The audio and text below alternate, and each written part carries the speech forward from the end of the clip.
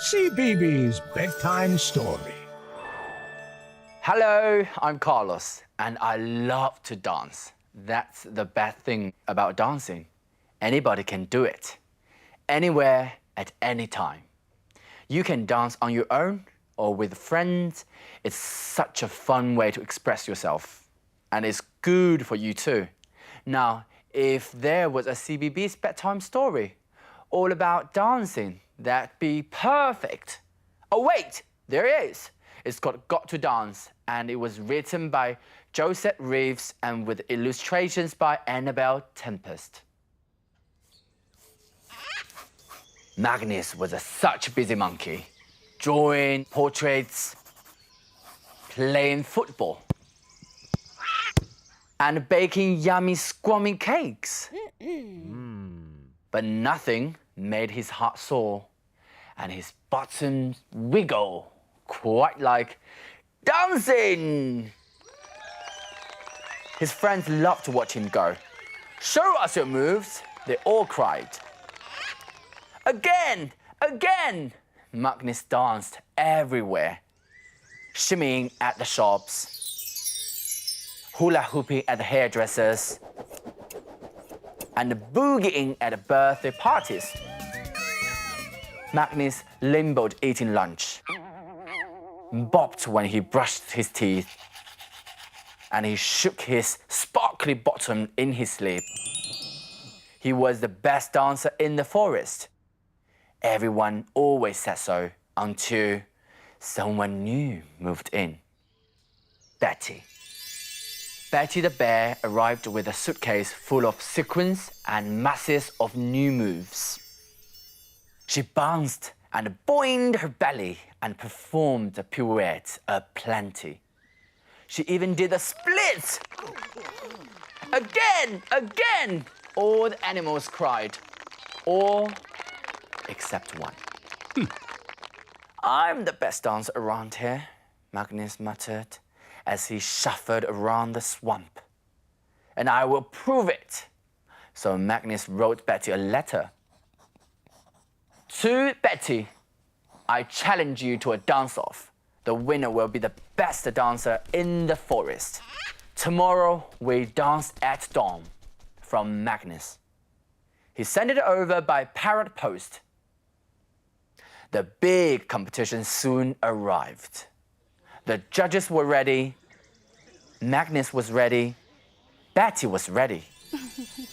Betty was the first on the forest dance floor. She whirled and wiggled.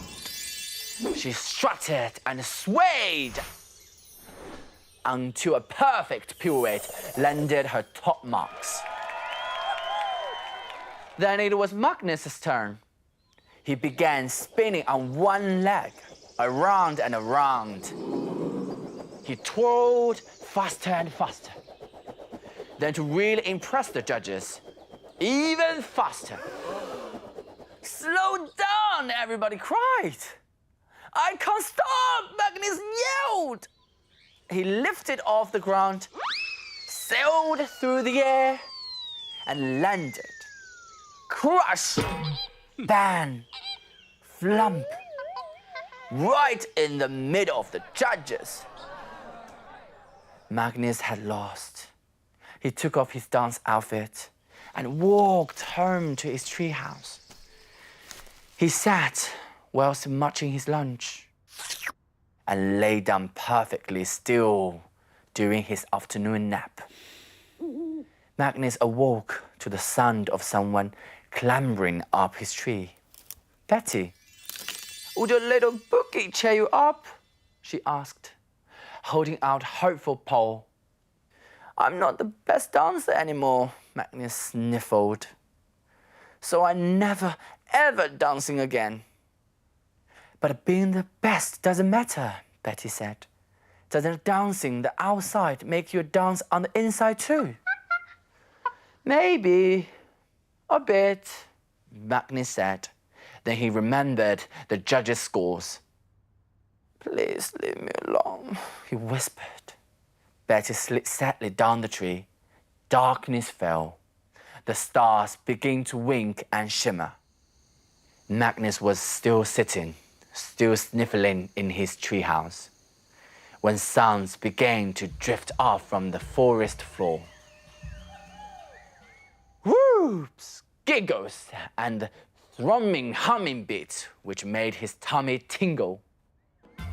Then he saw them. They are doing conga, Magnus gasped. Betty was leading the way. Join us, she shouted.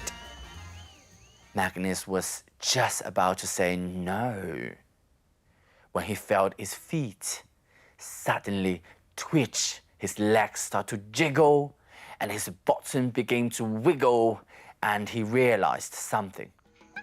He didn't care if he wasn't the best dancer. He just couldn't stop his arm from shooting up above his head, and the words from exploding out of his mouth. I've got to dance! So with Magnus shimmy and Betty wiggling, the conga carried on through the forest and on through the night. Well done, Magnus. You have got to dance. Magnus learned an important lesson. Dancing isn't about being the best or impressing the judges. It's about having fun.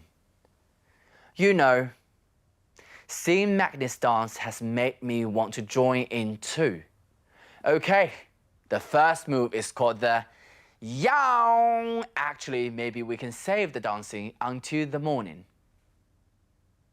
We are all pretty tired, and I will be back with another bedtime story very soon. Good night.